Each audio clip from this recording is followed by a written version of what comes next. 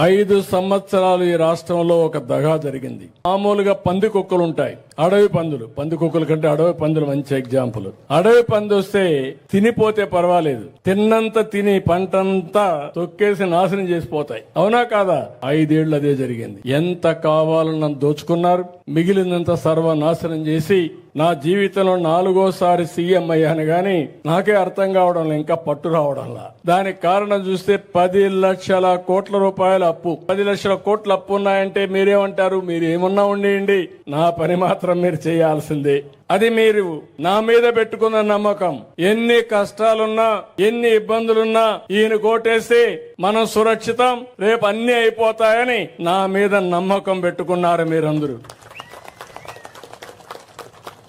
అది ఒక ఈ సంబేపల్లె కాదు, రాయిచోటే కాదు, ఆంధ్రప్రదేశ్ రాష్ట్రం అంతా పెట్టుకున్నారు. దానికి కారణం గతంలో చేశాను, మళ్లీ చేస్తాడు కాబట్టి మనం ఓటేద్దామని వేశారు. అందుకే గెలవని రాయిచోటు కూడా గెలిచిందంటే అదే ఉదాహరణ.